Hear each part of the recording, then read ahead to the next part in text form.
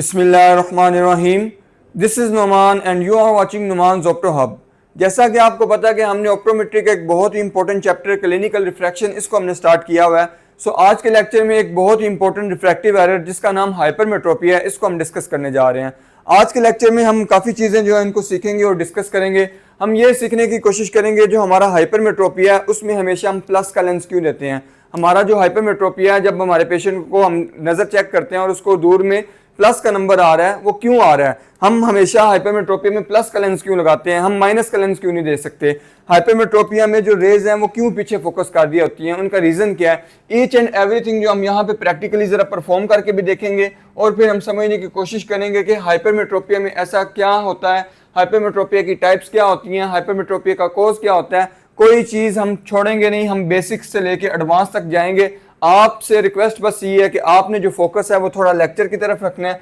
Each and everything एक एक concept में इंशाल्लाह इतना अच्छा आपको क्लियर कराऊंगा, आपको कभी भी हाइपरमेट्रोपिया दोबारा पढ़ने की जरूरत नहीं पड़ेगी। हत्तन वसा कि मैं आपको ये भी क्लियर कराऊंगा कि एक बंदा है तो उसको आपने ऐनक का नंबर किस एज में कितना नंबर उसको ऐनक का देना है, कितना नंबर आ रहा हो तो आपने कितना नंबर देना है, ये भी मैं आपको बताऊंगा। तो आपने सिर्फ फॉलो करते जाना है और साथ साथ जो मैं चीज़ें नोट डाउन करवाता जाऊं वो आपने नोट्स बनाने हैं और आपको दोबारा ये लेक्चर पढ़ने की जरूरत नहीं पड़ेगी। इस चीज़ की श्योरिटी मैं देता हूं अगर आप पूरा फोकस जो है वो लेक्चर की तरफ रखेंगे। हम शुरू करेंगे जी हाइपरमेट्रोपिया के मीनिंग से। डेफिनेशन मैं आपको बाद में बताऊंगा, पहले आपने हाइपरमेट्रोपिया का मीनिंग याद रखना है। ये बहुत सारे एमसीक्यूज में भी पूछ लेते हैं, आपके वाइवास में भी पूछ लेते हैं।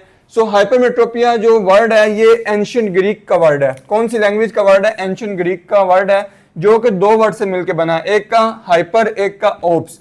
हाइपर और ओप्स, हाइपर का मतलब होता है बियॉन्ड, कोई चीज पीछे, कोई चीज पीछे। बियॉन्ड का मतलब होता है पीछे और ओप्स का मतलब होता है आई या फिर साइड। आपने कहना है जी यहाँ पे आपने ओपिया लिखा है और यहाँ आपने ओप्स लिख दिया है। ओप्स जो है वर्ड इसी से ओपिया निकला है और ओपिया का मतलब होता है स्टेट या कोई कंडीशन, यानी कि आंख इस टाइम कौन सी कंडीशन में है। आंख एक ऐसी कंडीशन में है जिसमें लाइट रेज बियॉन्ड फोकस कर रही हैं। किसके बियॉन्ड फोकस कर रही हैं, जरा इसको डिस्कस करते हैं। मतलब हमें समझ आ गया कि हाइपरमेट्रोपिया का मतलब क्या है। दो वर्ड से मिलकर बना है, किस किस से? हाइपर से और ओप से, जो कि एंशिएंट ग्रीक के वर्ड हैं। हाइपर का मतलब बियॉन्ड और ओप्स का मतलब आई या साइड, और ओपिया आप कहते हैं कंडीशन को या स्टेट को। अब एक जो नॉर्मल आई है उसमें जब आपकी लाइट रेज आती हैं, लाइट रेज आ रही हैं इन्फिनिटी से और आने के बाद आपका जो मैकुला है इस पे आके फोकस कर रही हैं। इस बंदे को आप इमेट्रोपिक पर्सन कहते हैं और इस बंदे को 6/6 नजर आ रहा है। इस बंदे को 6/6 नजर आ रहा है और इस बंदे की अकोमोडेशन जो है वो रेस्ट पे है। अकोमोडेशन क्या होती है? अकोमोडेशन होती है to change power in your crystalline lens, this is called accommodation. So आपकी लाइट रेज आई, आने के बाद आपके मैकुला पे आके फोकस किया, तो ये एक नॉर्मल आई है, नॉर्मल आई।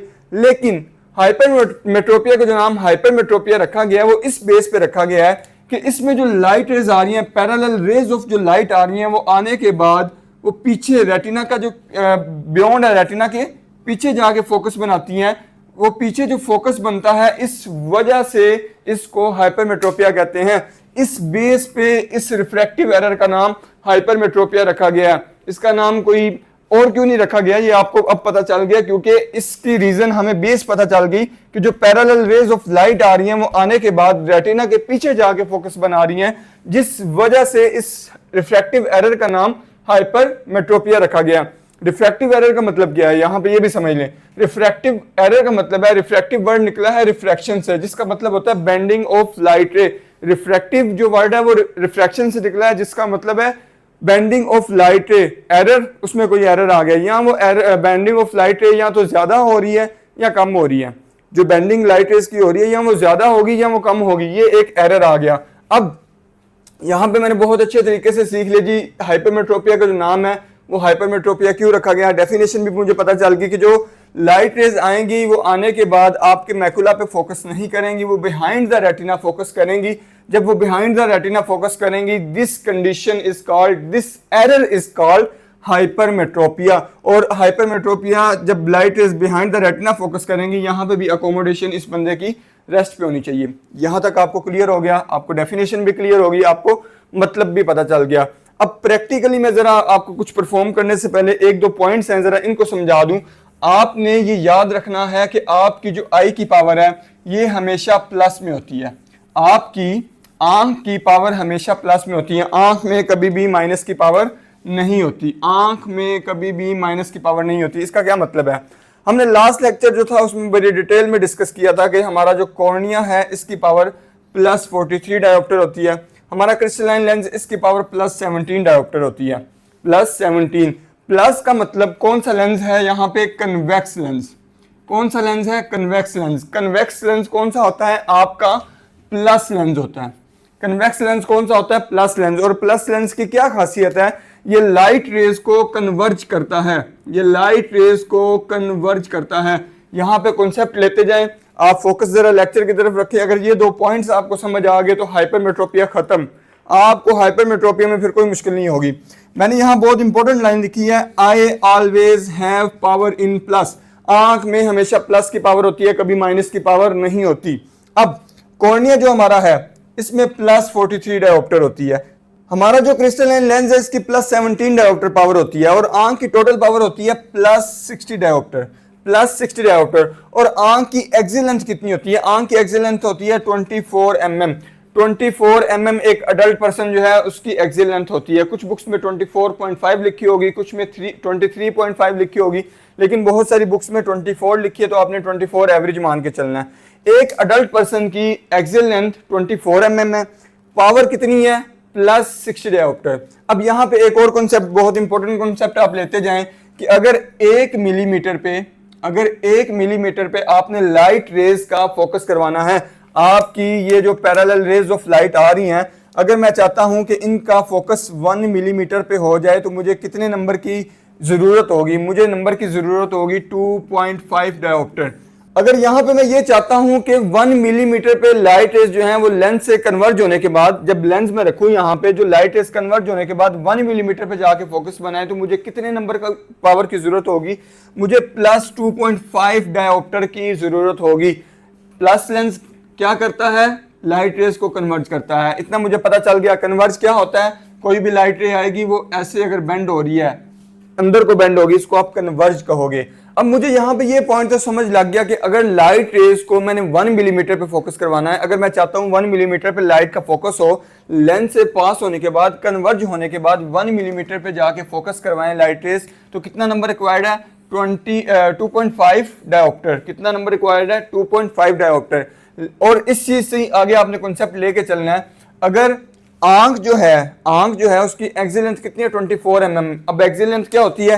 एक्सियल लेंथ होती है आपका ये जो कॉर्निया, आपके कॉर्निया की ये जो इंटीरियर साइड से लेके रेटिना तक की जो लेंथ है, इसको आप एक्सियल लेंथ कहते हो। सो मैं चाहता हूं कि जो फोकस है वो कहां पे हो? वो 24 mm, क्योंकि अडल्ट पर्सन की एक्सियल लेंथ 24 mm होती है।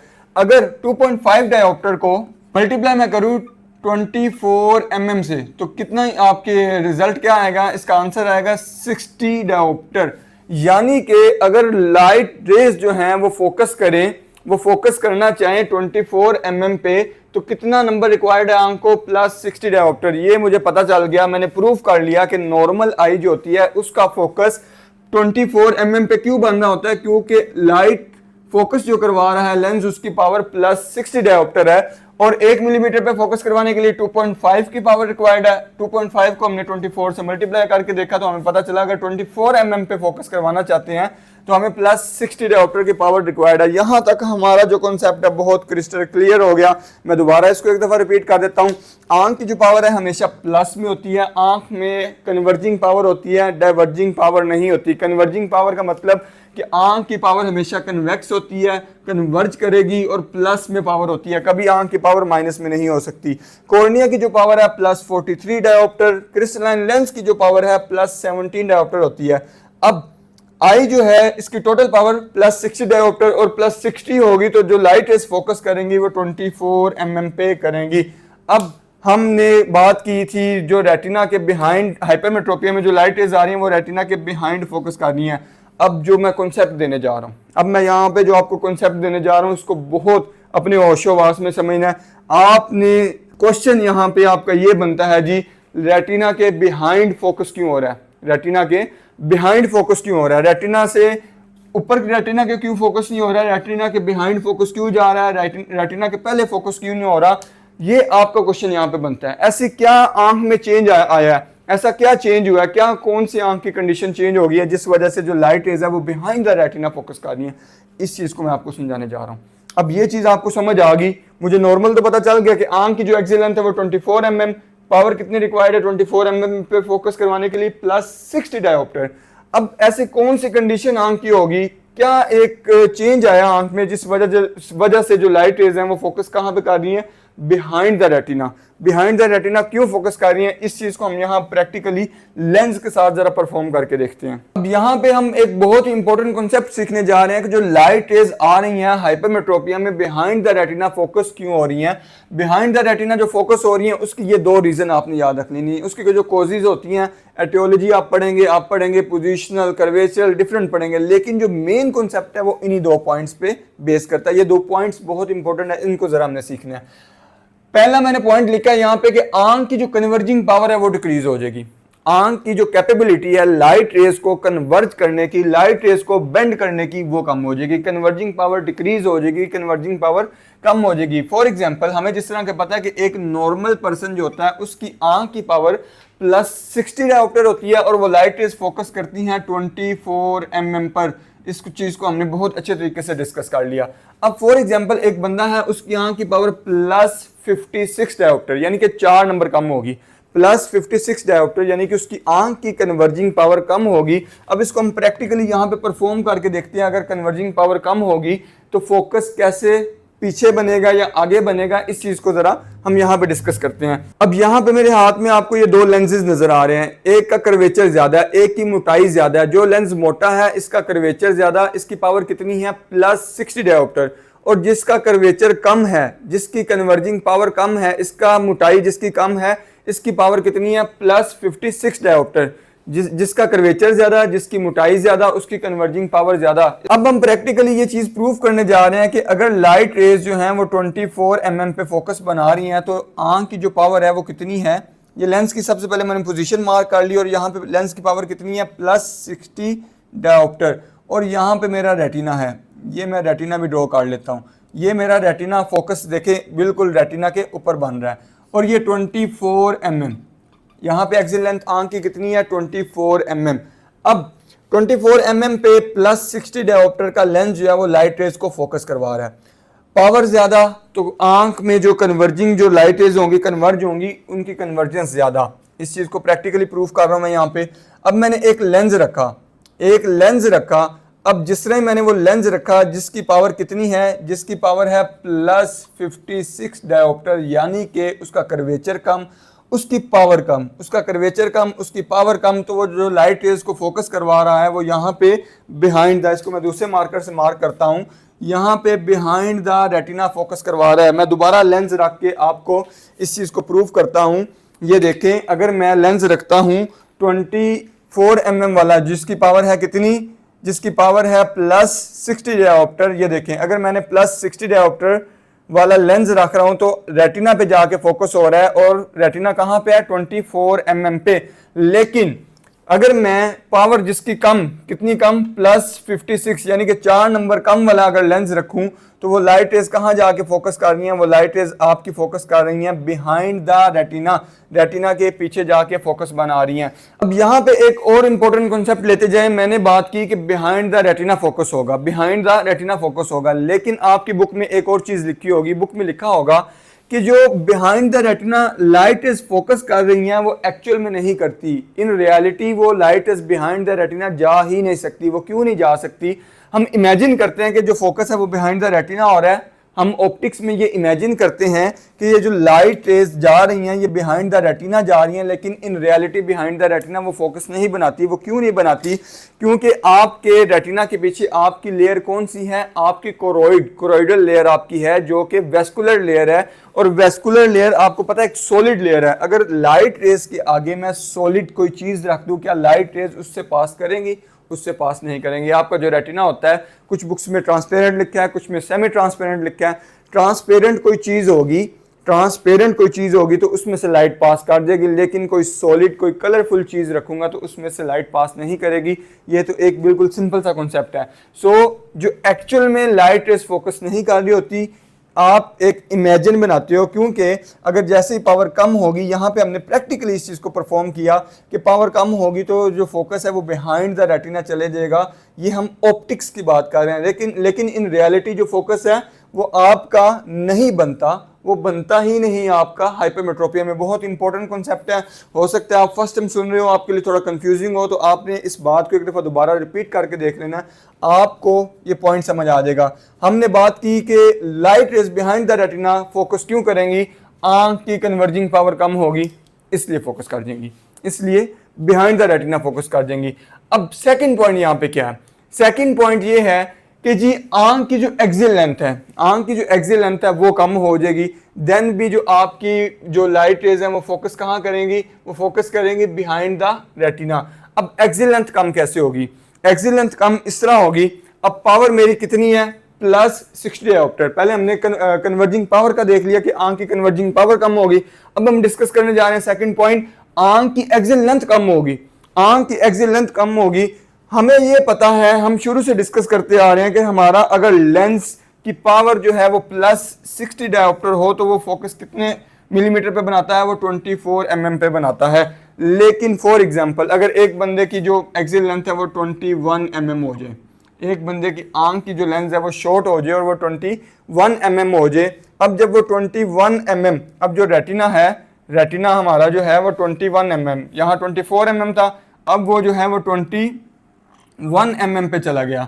हमारा जो रेटिना है वो 21 mm पे चला गया। अब जो लाइट रेज फोकस बना रही हैं, लाइट रेज जो फोकस कर रही हैं वो तो 24 mm पे कर रही हैं, वो तो 24 mm पे कर रही हैं, क्योंकि प्लस 60 डायोप्टर की पावर होगी तो फोकस तो 24 mm पे होगा, फोकस 24 mm पे होगा। लेकिन अब रेटिना चूंकि आंख की जो एक्सियल लेंथ है वो 21 mm है, यानी कि रेटिना आगे आ गया। रेटिना आगे आने से मुराद ये है कि आपकी जो आंख है वो ग्रो ही नहीं करी, उसकी एक्सियल लेंथ जो है वो शॉर्ट है। अब एक्सियल लेंथ शॉर्ट है लेकिन आंख की पावर तो प्लस 60 डायोप्टर है, और प्लस 60 डायोप्टर पावर होगी तो फोकस 24 mm पर होगा। इस चीज को हमने बखूबी सीख लिया।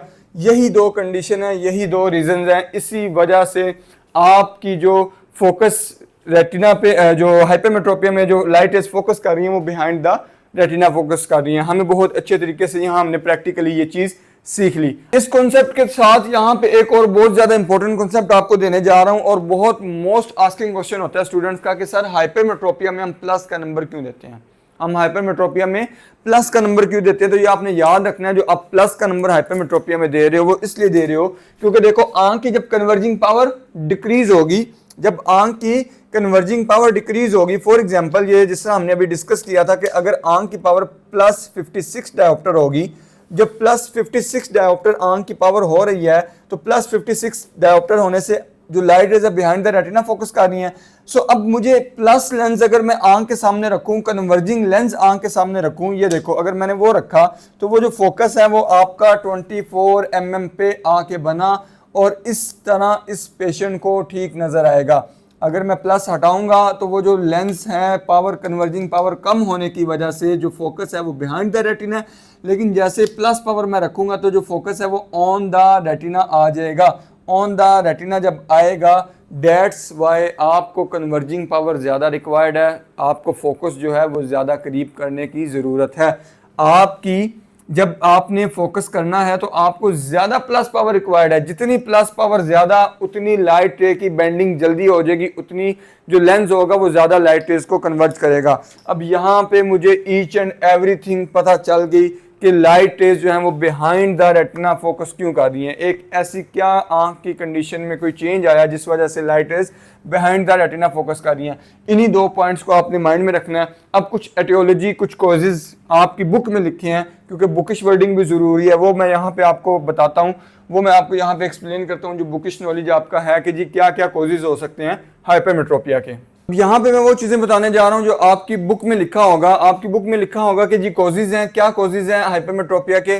एक्सियल लेंथ आपकी जो है इस पे चेंज आ सकता है, ये हमने बड़ी डिटेल में डिस्कस किया कि एक्सियल लेंथ जब कम होगी तो इस वजह से हाइपरमेट्रोपिया होगा, इस वजह से जो लाइट रेज है वो बिहाइंड द रेटिना फोकस करेंगी। उसके बाद आपकी टाइप आती है कर्वेचरल हाइपरमेट्रोपिया। कर्वेचर का क्या मतलब है? कर्वेचर का मतलब है फॉर एग्जांपल ये जो आपका कॉर्निया, ये जो आपका कॉर्निया, इसका कर्वेचर यहाँ पे ज़्यादा है तो लाइट रेज को ज़्यादा बेंड करेगा, लाइट रेज को ज़्यादा कन्वर्ज करेगा। और अगर इसका कर्वेचर यहाँ पे फ्लैट हो जाए, अगर इसका कर्वेचर फ्लैट का मतलब कर्वेचर कम हो जाए, तो ये जो लाइट रेज को है ये कम बेंड करेगा, कम कन्वर्ज करेगा। हमने इस चीज़ को पहले बड़ी डिटेल में डिस्कस कर लिया, मैं दोबारा आपको रिपीट करवा दूं।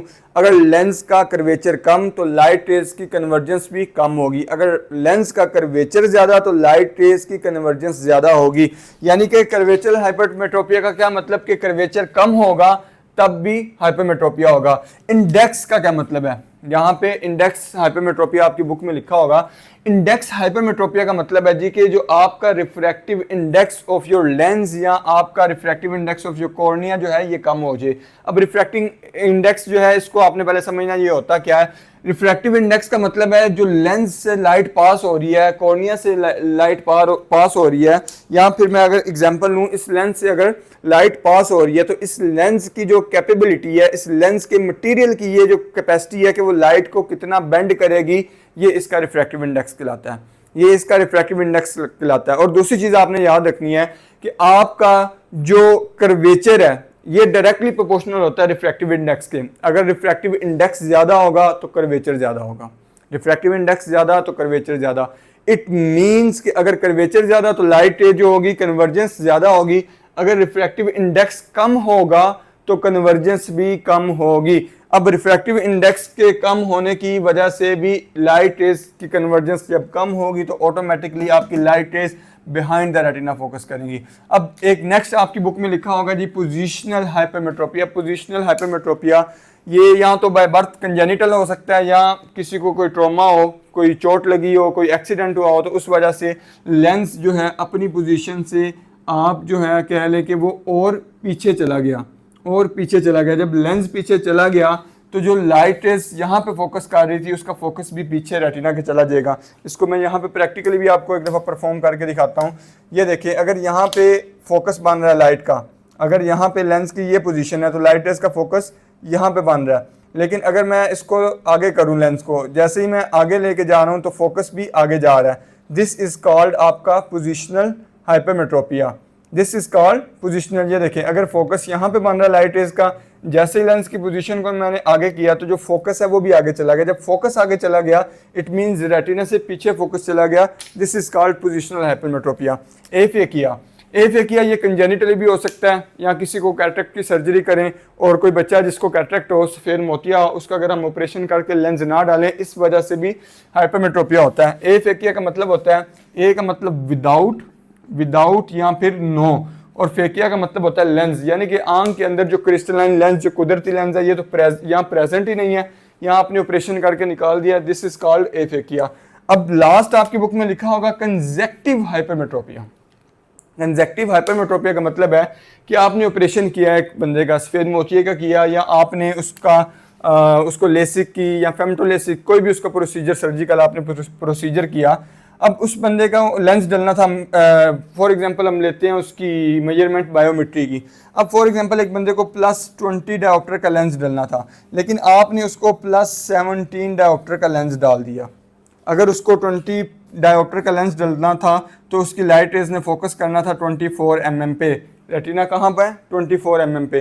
+20 का लेंस 24 mm। लेकिन अब आपकी गलती की वजह से बायोमेट्री में गलती आई, या लेंस डालते हुए आपको नंबर का आइडिया नहीं हुआ, तो आपने +17 डायोप्टर का लेंस डाला, तो इस वजह से उस बंदे को जो हाइपरमेट्रोपिया होगा, this hypermetropia will be called conjunctive hypermetropia, जो कि किसी सर्जिकल एरर की वजह से हो रहा है। ये उसको पहले नहीं था लेकिन सर्जरी के बाद हो गया। This is called hypermetropia. अब ये तो मुझे बताने की दोबारा जरूरत नहीं है ना कि पावर कम होगी तो कन्वर्जेंस कम होगी। जब कन्वर्जेंस कम होगी तो वो लाइट रेज रेटिना के पीछे जाके फोकस करेंगी। यहाँ तक मुझे इसकी टाइप्स पता चल गई, ईच एंड एवरीथिंग बड़े अच्छे तरीके से मैंने इसके बारे में डिस्कस की। साइंस और सिम्टम्स की तरफ जाने से पहले यहाँ पे एक बहुत ही इंपॉर्टेंट जो कॉन्सेप्ट है इसको समझ लें। आपकी आई में एक रिफ्लेक्स होता है, सिनकाइनेटिक रिफ्लेक्स, जो कि ब्रेन के लेवल पे, जो कि न्यूरॉन्स के न्यूरोलॉजिकल आप रिफ्लेक्स कह लें। अब सिनकाइनेटिक रिफ्लेक्स क्या है? सिनकाइनेटिक रिफ्लेक्स ये है कि जब भी आपने नज़दीक देखना है, जब भी आपने नज़दीक देखना है, दूर देखने के लिए मुझे कितनी पावर चाहिए, इस चीज़ को मैंने बड़ी खूबी बड़े अच्छे तरीके से पहले भी डिस्कस किया है। दूर देखने के लिए मुझे कितनी पावर चाहिए, मुझे +60 डायोप्टर की पावर चाहिए। इसको मैंने अच्छे तरीके से सीख लिया। लेकिन नज़दीक देखने के लिए जो भी ऑब्जेक्ट मैं नज़दीक देखूंगा उसमें से जो लाइट रेज आ रही हैं वो काफ़ी डाइवर्जिंग होती हैं। वो जो लाइट रेज होती हैं वो बहुत ज़्यादा डाइवर्जिंग लाइट रेज होती हैं। उनको कन्वर्ज करने के लिए आपके मैकुला पे या आपके रेटिना पे कन्वर्ज करने के लिए आपकी जो आई है इसको और ज़्यादा पावर रिक्वायर्ड होती है। जो डाइवर्जिंग लाइट रेज आ रही हैं इसको कन्वर्ज करने के लिए आपके जो क्रिस्टलाइन लेंस होता है आपका, उसको और ज़्यादा पावर रिक्वायर्ड होती है। जो लाइट रेज आ रही हैं उनको फोकस करवाने के लिए कहाँ पे, मैकुला पे। +60 दूर में पावर रिक्वायर्ड थी, लेकिन अब जो मैं नज़दीक देख रहा हूँ पावर ज़्यादा रिक्वायर्ड है, तो आंख जो है अकोमोडेट करती है। अकोमोडेशन क्या होती है? अकोमोडेशन आपकी होती है to change power of your crystalline lens. ये किस तरह होता है? ये एक न्यूरोलॉजिकल आपका प्रोसेस है कि जब भी आपने नज़दीक देखना है तो ऑटोमेटिकली आपका जो क्रिस्टलाइन लेंस है, आपका ये जो क्रिस्टलाइन लेंस है ये ऑटोमेटिकली पावर को इंक्रीज करेगा। किस तरह इंक्रीज करेगा? अपना जो कर्वेचर है उसको इंक्रीज करके, अपने कर्वेचर को इंक्रीज करके इसकी पावर इंक्रीज होगी। इसी के साथ एक फिनोमेना होगा कन्वर्जेंस। अब कन्वर्जेंस क्या है? मैं दूर देख रहा हूँ, मेरी आंखें बिल्कुल दूर फिक्सेट कर रही हैं, लेकिन जैसे मैं नज़दीक देख रहा हूँ, अब नज़दीक देखते हुए फौरी मेरी आंखें अंदर को जो इनवर्ड आ रही हैं, इसको आप कहते हो कन्वर्जेंस। क्या कहते हो? इसको आप कहते हो कन्वर्जेंस। दूर देखा, आंखें दूर देख रही, बिल्कुल दूर फिक्सेट कर रही हैं, बिल्कुल स्ट्रेट है, लेकिन जैसे मैंने नज़दीक देखा, नज़दीक देखते हुए मेरी आंखें अंदर को आई। ये जो अंदर को आ रही हैं ये क्यों आ रही हैं? कन्वर्जेंस। अब लास्ट में मैंने लिखा है यहाँ पे मियोसिस या मायोसिस। अब मायोसिस का क्या मतलब है? मायोसिस का मतलब है प्यूपिल कंस्ट्रिक्शन। प्यूपिल कंस्ट्रिक्ट क्यों करता है नज़दीक देखते हुए? क्योंकि आपकी जो फोकस है, डेप्थ ऑफ व्यू जो है आपका, डेप्थ ऑफ व्यू इसको बढ़ाने के लिए आपका जो प्यूपिल है ये भी कंस्ट्रिक्ट करता है। सिनकाइनेटिक रिफ्लेक्स क्या है? सिनकाइनेटिक रिफ्लेक्स है कि आपके 3 काम जो हैं वो एट अ टाइम होंगे। 3 काम एट अ टाइम। कौन कौन से काम? दूर मैंने देखा, दूर देखा तो आंखें बिल्कुल स्ट्रेट हैं, दूर फिक्सेट कर रही हैं। नज़दीक देखा, अकोमोडेशन परफॉर्म हुई, अकोमोडेशन के साथ कन्वर्जेंस हुई, कन्वर्जेंस के साथ मेरा जो प्यूपिल है इसने भी कंस्ट्रिक्ट किया। इसकी कंस्ट्रिक्शन ने मुझे क्या प्रोवाइड किया? मुझे इंक्रीज किस में दिया? डेप्थ ऑफ व्यू में। अब ये जो तीनों काम हो रहे हैं, ये जो तीनों काम हो रहे हैं, क्यों हो रहे हैं? क्योंकि अकोमोडेशन परफॉर्म हो रही है। अगर अकोमोडेशन परफॉर्म हो रही है तो कन्वर्जेंस होगी, कन्वर्जेंस होगी तो मियोसिस आपका प्यूपिल कंस्ट्रिक्शन होगी। अब एक आंख जो होती है वो नॉर्मली +4 डायोप्टर तक अकोमोडेट कर सकती है, और ये एज के साथ वेरी भी करती है। एज के साथ वेरी भी करती है, ये चीज़ भी आपने याद रखनी है। लेकिन यहाँ पे एक ब्रॉड कॉन्सेप्ट मैं आपको दे रहा हूँ, एक आंख +4 डायोप्टर तक कॉमनली आप कह लें कि वो इतना अकोमोडेट कर सकती है। अब अगर इस तरह का पेशेंट आएगा, इस तरह का पेशेंट आएगा आपके पास, तो वो क्या कंप्लेन करेगा? हमने बड़े अच्छे तरीके से सीख लिया कि आंख में प्लस पावर कम होगी, आंख में कन्वर्जिंग पावर कम हो जाएगी, या आंख की एक्सियल लेंथ शॉर्ट हो जाएगी, कर्वेचर शॉर्ट हो जाएगा, पोजीशन कुछ भी हो जाएगा, light is behind the retina focus करेंगे, दिस इज कॉल्ड हाइपरमेट्रोपिया। ये हमने बड़े अच्छे तरीके से सीख लिया। अब वो जो बिहाइंड द रेटिना फोकस कर रही हैं, अब आपका जो हाइपरमेट्रोपिक पेशेंट होता है वो क्या करता है? जो behind the retina light is को रेटिना पे लाने के लिए वो आंख की अकोमोडेशन परफॉर्म करता है।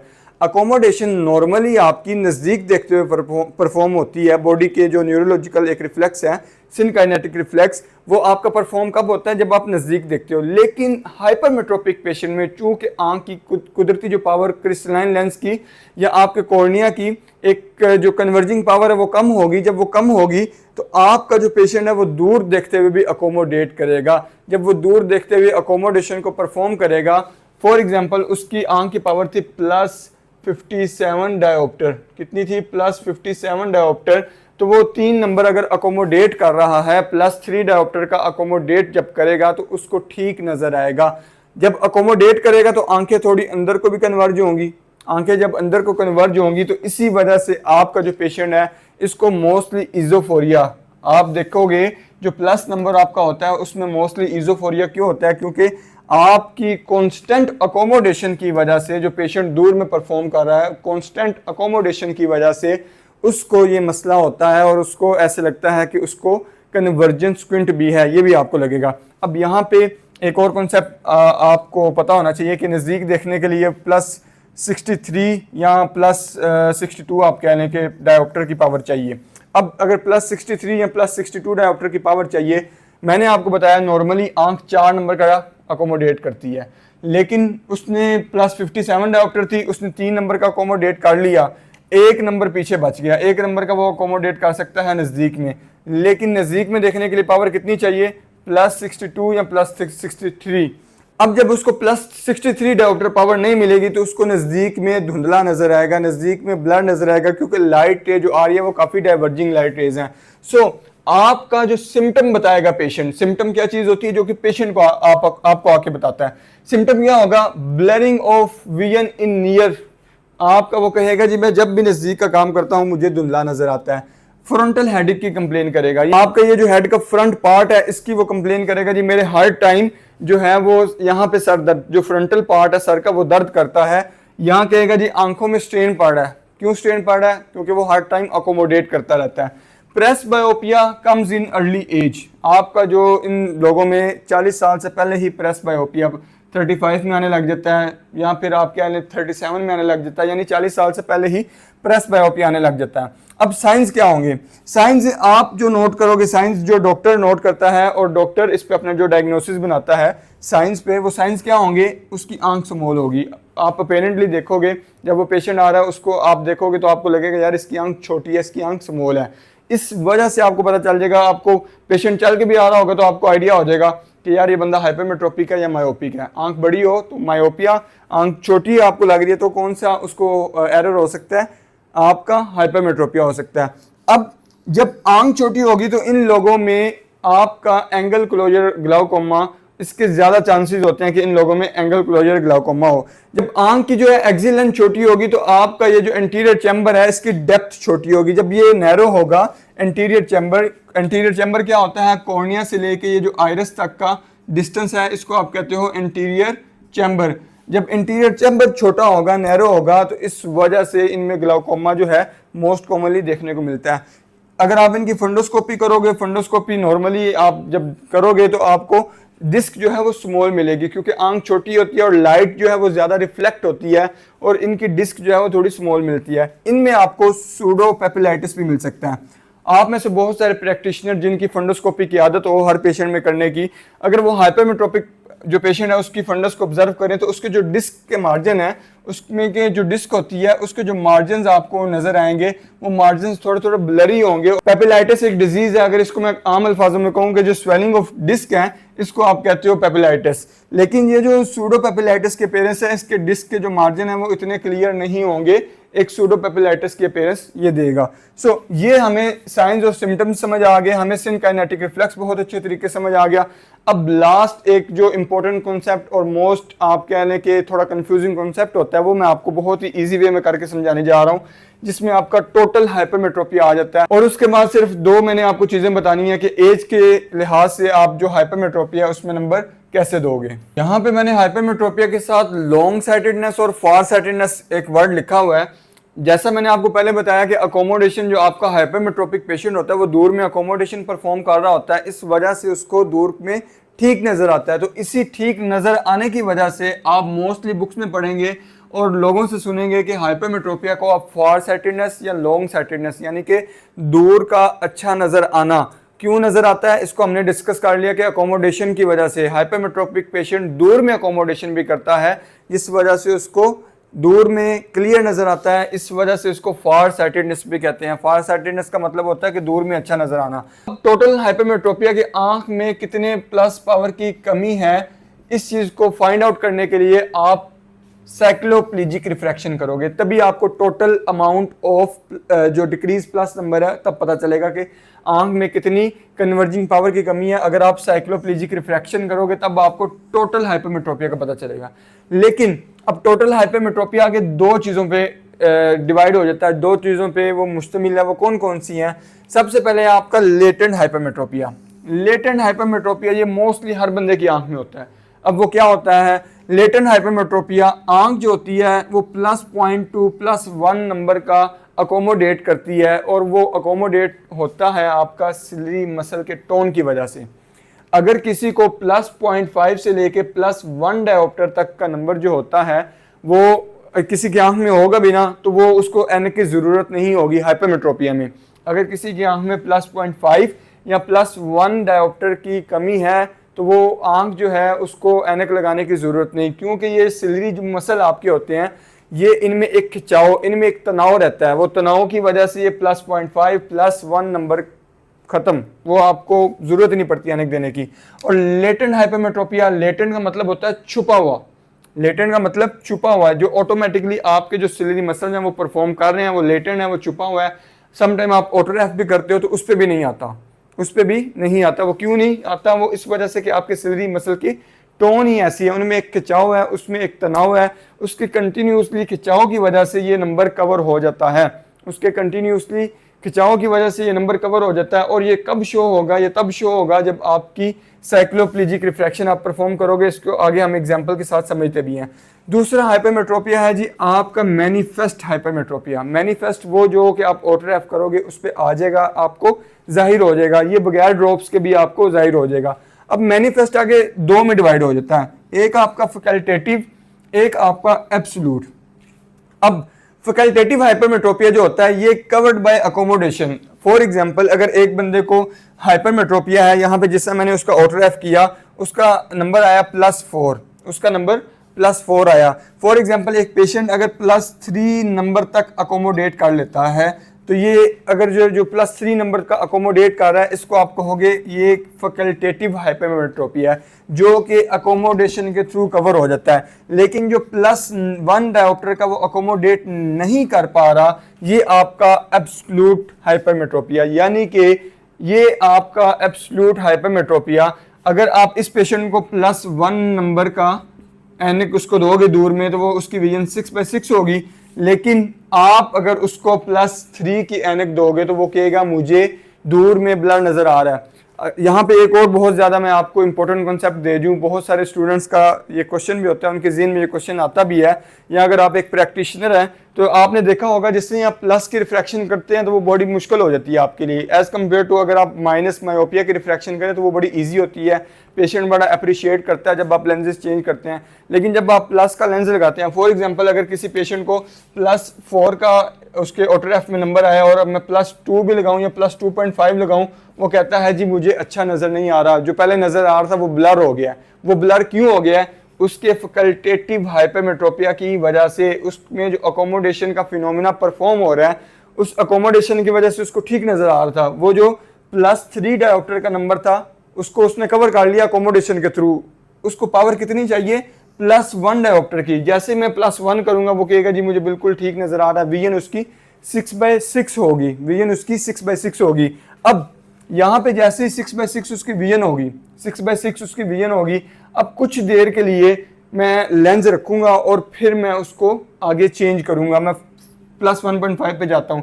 जैसे उसकी अकोमोडेशन रिलैक्स होगी देन उसको +1.5 में भी 6/6 नजर आएगा, उसको 2 में भी, उसको 3.5 में भी 6/6 नजर आएगा।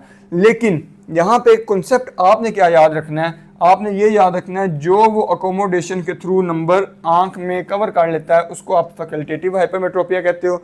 लेकिन जो नंबर वो नहीं कर पाता, अकोमोडेशन के थ्रू आंख फुलफिल नहीं कर पाती, उसको आप कहते हो एब्सोल्यूट हाइपरमेट्रोपिया। आपका फैकल्टेटिव होता है वो मैक्सिमम प्लस जो आंख कवर करती है उसको आप फैकल्टेटिव हाइपरमेट्रोपिया कहते हो, और जो आपकी आंख मिनिमम कवर नहीं कर पाती उसको आप एब्सोल्यूट हाइपरमेट्रोपिया कहते हो। आई होप यहाँ तक आपको कॉन्सेप्ट सारे समझ आ गए होंगे। अब लास्ट में एज वाइज किस तरह नंबर देना है, किसी को कितना हाइपरमेट्रोपिया होगा आप नंबर दोगे, ना भी दो तो गुजारा चल जाए, इन चीज़ों को ज़रा मैं यहाँ पे डिस्कस करता हूँ। अभी तक भी जो लेक्चर देख रहे हैं उनके लिए मैं एक बोनस पॉइंट्स देने जा रहा हूँ, एक आप कह लें most important tips and tricks बताने जा रहा हूँ कि आपकी पेशेंट की कितनी एज हो तो आपने कितना और कैसे नंबर देना है। ये पॉइंट्स आपने नोट डाउन कर लेने हैं, ये पॉइंट्स आपने रिवाइज लाजमी करने हैं। इस पॉइंट्स को अगर आपने अपनी बुक पे नोट डाउन कर लिया, आपको हाइपरमेट्रोपिया की रिफ्रैक्शन में कभी भी मुश्किल पेश नहीं आएगी। सबसे पहले जो एज हम डिस्कस करने जा रहे हैं वो इन्फेंट्स की है। अगर एक बच्चा जो कि 1 साल, जिसकी उम्र 0 से लेके 1 साल का बच्चा, 2 माह का हो, 3 माह का, 4 माह का या 1 साल तक का बच्चा, वो कहलाता है इन्फेंट। अगर इन्फेंट बच्चे की आप रिफ्रैक्शन करोगे, रेटिनोस्कोपी करोगे, और अगर उसमें आइसोमेट्रोपिक हाइपरमेट्रोपिया हो, आइसोमेट्रोपिक का मतलब कि अगर एक आंख में 3 नंबर आ रहा है तो दूसरी आंख में भी +3 ही आएगा। अगर सेम रिफ्रैक्टिव एरर हो तो इसको आप कहते हो आइसोमेट्रोपिक, यानी कि दोनों आंखों में सेम रिफ्रैक्टिव एरर है। ये बहुत इंपॉर्टेंट पॉइंट्स हैं, इनको नोट डाउन कर लो, ये आज के लेक्चर का बोनस दे रहा हूँ मैं आपको। सो हाइपरमेट्रोपिया कौन सा? आइसोमेट्रोपिक हाइपरमेट्रोपिया। बच्चे की एज कितनी होनी चाहिए? 0 से लेके 1 ईयर तक। सो अगर आपने उसकी रेटिनोस्कोपी की, साइक्लोप्लेजिक रिफ्रैक्शन की और उसमें ईजो डेविएशन भी है, ईजो डेविएशन आंख अंदर को आ रही है, अगर उसमें ईजो डेविएशन प्रेजेंट हो तो आपने फुल साइक्लोप्लेजिक रिफ्रैक्शन दे देनी है। फॉर एग्जांपल आपने साइक्लोप्लेजिक रिफ्रैक्शन की और उसको नंबर आया +5 डायोप्टर, तो आपने फुल साइक्लोप्लेजिक रिफ्रैक्शन देनी है। कब देनी है? आपने फुल साइक्लोप्लेजिक रिफ्रैक्शन देनी है, लेकिन शर्त यह है कि उसका जो एरर है वो +2 या +2 से ज्यादा हो, +2 या +2 से ज्यादा हो। अगर आपने उसको साइक्लोप्लेजिक रिफ्रैक्शन की और उसका नंबर आया जी +1.5 डायोप्टर आया और उसको ईजियो डेविएशन है, यानी उसकी आंख अंदर को कन्वर्ज हो रही है और उसको +1.5 का आपने रिफ्रैक्शन की तो +1.5 का नंबर आया, तो उसको एनक नहीं देनी। उसको एनक तब देनी है जब उसका नंबर +2 या +2 से ज्यादा हो, तो फिर आपने फुल करेक्शन देनी है। कब देनी है? आपकी ईजो डेविएशन में। ईजो डेविएशन में फुल करेक्शन क्यों देंगे, इस चीज को भी जरा समझ लें। ईजो डेविएशन में फुल करेक्शन आप इसलिए देंगे क्योंकि जब पेशेंट दूर देखेगा, हाइपरमेट्रोपिक पेशेंट है, ईजो डेविएशन उसकी क्यों हो रही है? क्योंकि उसमें अकोमोडेशन, हमने क्या पहले पढ़ा था? सिनकाइनेटिक रिफ्लेक्स, अकोमोडेशन, कन्वर्जेंस और कंस्ट्रिक्शन, जो प्यूपिल का मियोसिस हो रही थी, ये तीनों फिनोमिना जो सिनकाइनेटिक रिफ्लेक्स हो रहे थे, उस बच्चे में ये सिनकाइनेटिक जो रिफ्लेक्स है ये बहुत ज़्यादा बढ़ चुका होगा। अगर ईजो डेविएशन है तो बहुत ज़्यादा वो बढ़ गया, तो उसको उसकी नॉर्मल डेवलपमेंट के लिए अगर ईजो डेविएशन उसमें हो और नंबर +2 डायोप्टर या 2 डायोप्टर से ज़्यादा हो तो आपने फुल करेक्शन दे देनी है।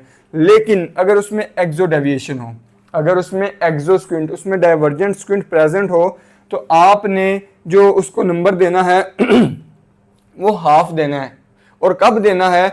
अगर उसका नंबर 5 डायोप्टर तक +5 डायोप्टर या 5 डायोप्टर से ज़्यादा हो। यहाँ पे हमने डिस्कस किया आइसोमेट्रोपिक में कि अगर ईजो डेविएशन हो तो हमने फुल करेक्शन भी दे देनी है, +2 नंबर हो तो हमने दे देना है। लेकिन एक्सो डेविएशन के साथ अगर पेशेंट आ रहा है, बच्चा आ रहा है, उसका नंबर 5 हो या 5 से ज़्यादा हो, तो फिर आपने उसको नंबर देना है। और इसमें आपने कोशिश ये करनी है कि हाफ प्रिस्क्रिप्शन दें। 5 नंबर आया तो आप जो है उसको 2.5 तक दे दें। तो आपने ये कोशिश करनी है कि उसको हाफ नंबर दें। एक्सो डेविएशन हो और नंबर 5 डायोप्टर या 5 डायोप्टर से ज़्यादा हो, तब आपने उसको कोशिश ये करनी है कि आधा नंबर दें। पार्शली आपने एडवाइस करना, फुल नंबर नहीं देना। अब इसमें एक और कंडीशन हो सकती है जिसको आप कहते हो एन आइसोमेट्रोपिक हाइपरमेट्रोपिया। एन आइसोमेट्रोपिक का मतलब कि दोनों आंखों में कम से कम 3 नंबर का डिफरेंस होना चाहिए। फॉर एग्जांपल अगर एक आंख में +3 आ रहा है और एक आंख में 0 आ रहा है, एक आंख में 0 आ रहा है, या फॉर एग्जांपल मैं यहाँ पे लेता हूँ जी +4 आ रहा है और इधर मेरा +1 डायोप्टर आ रहा है, दोनों आंखों में अगर 3 नंबर का डिफरेंस हो तो इसको आप कहते हो एन आइसोमेट्रोपिक हाइपरमेट्रोपिया। सो इस कंडीशन में अगर एरर आपका लेस देन 2.5 डायोप्टर हो तो आपने उसको एनक नहीं देनी। लेस देन 2.5 डायोप्टर हो तो आपने एनक नहीं देनी। लेकिन अगर ग्रेटर देन 2.5 डायोप्टर हो तो आपने फुल प्रिस्क्रिप्शन दे देनी है। अगर ईजो डेविएशन, हमने डिस्कस कर लिया है पहले भी कि ईजो हमने क्यों देना है। सो ईजो डेविएशन हो तो हमने उसको फुल देना है अगर 2.5 डायोप्टर से ज़्यादा हो। क्यों? क्योंकि अगर हम नहीं देंगे तो उस बच्चे में एम्ब्लायोपिया हो जाएगा। और एम्ब्लायोपिया किसको आप कहते हो? लेजी आई को, यानी कि एक आंख की नज़र नंबर ना देने की वजह से बनती ही नहीं। आपका जो ब्रेन है वो फोकस ही नहीं करता। क्योंकि देखें अगर +1 है वो लाइट रेज को फोकस कहाँ करवाएगा? उसका कन्वर्जिंग पॉइंट और होगा, उसका फोकस पॉइंट और होगा, +4 का और होगा। तो एक आंख में अगर +1 की पावर रिक्वायर्ड होगी तो वो आंख ज़्यादा अच्छा देखेगी, +4 वाली इतना अच्छा नहीं देखेगी। जो +4 वाली अच्छा नहीं देखेगी तो इस वजह से लेजी आंख हो जाती है, वो आंख लेजी होती है और नज़र नहीं बन पाती। इस वजह से अगर 2.5 नंबर हो या 2.5 से ज़्यादा हो तो आपने ये नंबर दे देना है। लेकिन फुल प्रिस्क्रिप्शन कब देनी है? जब ईजो डेविएशन प्रेजेंट हो। एक्सो में आपने फुल करेक्शन नहीं देनी। फ्रेंड्स के बाद जो एज आती है वो है टोडलर्स की। टोडलर किसको कहते हैं? जो बच्चे क्रॉलिंग करते हैं, इनको आप टोडलर्स कहते हो। 1 से लेकर 3 साल तक का बच्चा अगर ये आपके पास आ रहा है और उसको आइसोमेट्रोपिक हाइपरमेट्रोपिया हो, आइसोमेट्रोपिक एक आंख में 3 नंबर हो तो दूसरी आंख में भी 3 नंबर होना चाहिए, दिस इज कॉल्ड आइसोमेट्रोपिक। सो वो बच्चा आपके पास आ रहा है, आपने उसकी साइक्लोप्लेजिक रिफ्रैक्शन की, रिफ्रैक्शन करके देखा तो उसमें 2 नंबर प्लस 2 डायोप्टर या 2 डायोप्टर से ज्यादा आए तो आपने नंबर फुल करेक्शन देनी है। कब देनी है? अगर ईजो डेविएशन प्रेजेंट हो। अगर ईजो डेविएशन प्रेजेंट हो, आंख अंदर को कन्वर्ज हुई हो, तो आपने ये देखना है अगर उसका 2 नंबर आ रहा है या 2 से ज्यादा आ रहा है तो आपने फुल करेक्शन दे देनी है। लेकिन अगर उसको एक्सो डेविएशन प्रेजेंट हो तो आपने तब तक नंबर नहीं देना जब तक उसका नंबर 3.5 डायोप्टर या 3.5 डायोप्टर से ज्यादा ना हो। ये पॉइंट्स नोट कर लें। ये नोट कर लिए तो इसके मुताबिक आप रिफ्रैक्शन करेंगे तो कभी आपकी रिफ्रैक्शन गलत नहीं होगी। इस चीज की श्योरिटी मैं आपको दे रहा हूँ। अगर एक्सो डेविएशन प्रेजेंट हो उस पेशेंट में, उस बच्चे में एक्सो डेविएशन प्रेजेंट हो और उसका नंबर हो 3.5 डायोप्टर, 3.5 डायोप्टर तक या इससे ज्यादा हो, तो फिर आपने करेक्शन देनी है। अच्छा, यहाँ पे एक और चीज याद रखें, एक्सो डेविएशन प्रेजेंट हो या नो डेविएशन, यहाँ पे नो डेविएशन भी याद रखें। अगर नो डेविएशन भी, उसकी आंख में कोई डेविएशन ना भी हो या एक्सो डेविएशन हो, तो आपने नंबर तब तक नहीं देना जब तक उसका नंबर 3.5 डायोप्टर या इससे ज्यादा का ना हो। नेक्स्ट हमें मिलता है जी एन आइसोमेट्रोपिक हाइपरमेट्रोपिया। इन बच्चों में अगर एन आइसोमेट्रोपिक यानी कि एक आंख में अगर +1 का नंबर है तो दूसरी आंख में +4, यानी कि कम से कम डिफरेंस जो है वो 3 डायोप्टर का अगर दोनों आंखों में होगा तो इसको आप एन आइसोमेट्रोपिक कहोगे। अगर एन आइसोमेट्रोपिक हाइपरमेट्रोपिया हो बच्चे को, तो एरर लेस देन 2 डायोप्टर हो तो आपने उसको नहीं नंबर देना। अगर उसका एरर लेस देन, आपने साइक्लोप्लेजिक रिफ्रैक्शन की और उसका एरर आ गया फॉर एग्जांपल +1 आ गया, तो आपने उसको एनक नहीं देनी। लेकिन अगर उसका एरर जो है वो 2 नंबर +2 नंबर से ज्यादा हो तो आपने फुल करेक्शन कब देनी है? आपने ईजो की फॉर एग्जांपल +2 डायोप्टर या 2 डायोप्टर से ज्यादा, फॉर एग्जांपल आपने उसकी साइक्लोप्लेजिक रिफ्रैक्शन की और उसको +3 का नंबर आया। अब अगर उसको ईजो डेविएशन प्रेजेंट होगी तो आपने ये करना है, आपने 3 का 3 नंबर ही उसको दे देना है। लेकिन अगर उसमें कोई डेविएशन नहीं है या फिर उसमें एक्सो डेविएशन है तो आपने कोशिश ये करनी है कि 2/3, आपने 2/3 प्रिस्क्रिप्शन, आपने आधी प्रिस्क्रिप्शन देनी है। फॉर एग्जांपल 2/3 दे दें या आधी दे दें। फॉर एग्जांपल 3 नंबर आया था तो मैं उसको कोशिश करूं जी +1.5 डायोप्टर दे दूं या फिर मैं उसको दे दूं +2 डायोप्टर। यानी कि मैं अगर एक्सो डेविएशन होगी या कोई डेविएशन नहीं होगी तो मैं उसको नंबर कम करके दूंगा। लेकिन ईजो डेविएशन होगी और नंबर कितना होगा, 2 डायोप्टर या इससे ज्यादा का होगा, तो इस केस में मैं उसको पूरा नंबर दे दूंगा। बहुत इंपॉर्टेंट पॉइंट्स हैं, इनको मैं बार बार कह रहा हूँ, नोट डाउन कर लीजिएगा। आज के लेक्चर का बोनस जो है वो आपके लिए यही है। इसके बाद की जो आपकी एज है वो कौन सी है? वो है प्री स्कूलर्स। प्री स्कूलर्स किनको कहते हैं? जिनकी उम्र 3 से 6 साल तक की होती है। 3 साल, 4 साल, 5 साल, 6 साल तक की जिसकी उम्र होगी वो प्री स्कूलर कहलाएगा। इन बच्चों में आपने साइक्लोप्लेजिक रिफ्रैक्शन की और वो करने के बाद अगर इनमें आइसोमेट्रोपिक हाइपरमेट्रोपिया था तो आप नंबर कब दोगे? अगर उनमें ईजो डेविएशन प्रेजेंट हो, और प्रेजेंट हो तो नंबर कितना होना चाहिए? +1.5 या इससे ज्यादा। कितना नंबर? +1.5 डायोप्टर या इससे ज्यादा का नंबर हो और ईजो डेविएशन प्रेजेंट हो तो आपने फुल नंबर देना है। आपने फुल नंबर, फॉर एग्जांपल आपने रिफ्रैक्शन की +4 का नंबर आता है तो आपने फुल डेविएशन की वजह से आपने फुल नंबर देना है इनको। सेकंड पॉइंट मैंने यहाँ पे लिखा है, इफ एक्सो डेविएशन और नो डेविएशन इज प्रेजेंट, आपने नंबर कब तक नहीं देना? अगर एक्सो हो और नो डेविएशन, यानी एक्सो डेविएशन हो या कोई भी डेविएशन ना हो, आपने नंबर तब देना है जब एरर इनका +2.5 डायोप्टर या इससे ज्यादा का हो। आपने पढ़ा जी, अगर आइसोमेट्रोपिक हो और ईजो हो, ईजो डेविएशन आपने देखी, ईजो डेविएशन में +1.5 नंबर भी हो तो आपने दे देना है, आपने दे देना है। इससे ज्यादा हो तब भी देना है, लेकिन मिनिमम +1.5 हो तब भी आपने देना है।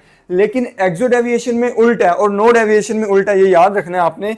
एक्सो में आपने तब तक नहीं देना जब तक नंबर 2.5 डायोप्टर या इससे ज्यादा ना हो या कोई भी डेविएशन ना हो, तब तक आपने ये नंबर नहीं देना। इससे नेक्स्ट पॉइंट आपका आ जाता है जी एन आइसोमेट्रोपिक हाइपरमेट्रोपिया की कंडीशन में आप क्या करेंगे? अगर एरर जो है वो +1.5 डायोप्टर तक का हो तो फिर आपने एनक नहीं देनी। लेकिन अगर जो एरर है वो 1.5 से ज्यादा का हो और ईजो प्रेजेंट हो तो आपने फुल करेक्शन देनी है। लेकिन कोई डेविएशन प्रेजेंट ना हो तो फिर आपने पार्शियल प्रिस्क्रिप्शन देनी है, आधा नंबर देना है। या फिर आपने एक्सो डेविएशन हो तो तब भी आधा नंबर, नो डेविएशन और एक्सो डेविएशन आपने आधा नंबर देना है, लेकिन ईजो में आपने फुल नंबर दे देना है। ये आपने याद रखना है। इसको हमने पहले डिस्कस कर लिया कि ईजो में फुल नंबर क्यों देना है। लास्ट में हमारे पास जो एज बचती है वो है स्कूलर्स। अबव 6 ईयर्स के जो बच्चे होंगे वो स्कूल जाते हैं। सो इन बच्चों में आइसोमेट्रोपिक हाइपरमेट्रोपिया अगर इक्वल हो 1.5 डायोप्टर के या इससे ज़्यादा का हो तो हम इनमें नंबर देंगे। अगर उसको 1.5 नंबर की ऐनक लग रही है या 1.5 नंबर से उसका ज़्यादा का नंबर आ रहा है तो इसमें मैं नंबर दूंगा उसके सिम्टम्स के अकॉर्डिंग। ये भी याद रखना है। अब टोटल सिनेरियो पहले हम और पढ़ रहे थे, अब टोटल सिनेरियो यहाँ पे चेंज हो जाएगा। सो आइसोमेट्रोपिक हाइपरमेट्रोपिया ग्रेटर देन या इक्वल टू 1.5 डायोप्टर हो तो हम करेक्शन देंगे, लेकिन एन आइसोमेट्रोपिया जो एन आइसोमेट्रोपिक हाइपरमेट्रोपिया हो वो ग्रेटर देन या फिर इक्वल हो किसके, +1 डायोप्टर के, देन हम नंबर देंगे। और फुल कब देंगे, फुल हम देंगे ईजो में। आपने हाइपरमेट्रोपिया के केस में ये कॉन्सेप्ट याद रखना है कि ईजो डेविएशन में आपने फुल करेक्शन देनी है, फुल करेक्शन देनी है। लेकिन ये उसके ऑपोजिट एक्सो में या नो डेविएशन हो तो आपने हाफ करेक्शन या 2/3 करेक्शन आपने देनी है। अच्छा, आपकी बुक में लिखा होगा कि साइक्लोप्लेजिक रिफ्रैक्शन जो होती है वो बिलो 6 ईयर्स के बच्चों में की जाती है, लेकिन प्रैक्टिकली हम देखते हैं, हम 8 साल के बच्चों में भी करते हैं। हम केस टू केस साइक्लोप्लेजिक जो रिफ्रैक्शन है ये एक ऐसा आपका टॉपिक है, ये एक इसके लिए अलग लेक्चर होना चाहिए, तो ये आपका केस टू केस वेरी करता है। सो बुक में लिखा होगा कि ये बिलो 6 ईयर्स करते हैं, लेकिन ये आप 10 ईयर्स तक, आप 16 ईयर्स तक भी कर सकते हो। ये केस टू केस वेरी करता है और आपके प्रैक्टिस के साथ वेरी करता है। अब हम ये एज्यूम करते हैं अगर 6 साल का बच्चा होगा तो जो स्कूल जाने वाला बच्चा है उसकी नज़र, हम कहते हैं जी ई मेट्रोप ये हो चुका है। ई मेट्रोप यानी उसकी नज़र 6/6 हो चुकी है, उसको दूर में 6/6 नज़र आ रहा है, क्योंकि उसकी ई मेट्रोपाइजेशन का प्रोसेस, उसकी जो नज़र बनने का प्रोसेस है, हमारा ये मानना है कि वो 6 साल से 8 साल की उम्र तक कंप्लीट हो जाता है। सो स्कूल चाइल्ड जो है इसमें करेक्शन आपने प्रॉपरली देनी है, क्योंकि स्कूल चाइल्ड जो है उसकी डिस्टेंस में और नियर में जो विजन है वो प्रॉपर होगी तो उसको पढ़ने में आसानी होगी। अगर बोर्ड पे, ब्लैक बोर्ड पे या वाइट बोर्ड पे जो टीचर लिखेगा या जो समझाएगा उसको नज़र ही नहीं आएगा तो वो स्टडीज़ में कैसे अच्छा हो सकता है, वो स्टडी में अच्छा नहीं हो सकेगा। सो आपने इसमें प्रॉपर करेक्शन देनी है। आपको ईच एंड एवरीथिंग हाइपरमेट्रोपिया के रिलेटेड मैंने आपको बता दी, कोई चीज़, कोई पॉइंट अपनी तरफ से मैंने नहीं छोड़ा। फिर भी मैं इंसान हूँ, हो सकता है कोई पॉइंट मैं मिस कर गया हूँ। अगर कोई पॉइंट मिस कर गया हूँ तो आपने उस पॉइंट को कमेंट बॉक्स में लाजमी पूछना है। जब मैं इंशाल्लाह उसका आपको जवाब दूंगा तो आपको वो पॉइंट भी क्लियर हो जाएगा। लास्ट में हमेशा की तरह मेरी आपसे सिर्फ एक ही रिक्वेस्ट है कि आपने आज के लेक्चर में कोई भी नई चीज़, कुछ भी नया सीखा तो आपने ये नॉलेज अपने तक नहीं रखना, आपने ये नॉलेज दूसरों तक लाजमी पहुँचाना है। आपने यहाँ इस प्लेटफॉर्म से सीख लिया, आपने अपने दोस्तों को खुद सिखा देना है, अपने कुलीग्स को खुद सिखा देना है, अपने स्टूडेंट्स को खुद सिखा देना है। आपने नॉलेज अपने तक नहीं रखना। आज के लेक्चर के लिए सिर्फ इतना ही था। मिलते हैं किसी नेक्स्ट लेक्चर में किसी नए टॉपिक के साथ, तब तक के लिए अल्लाह हाफिज़।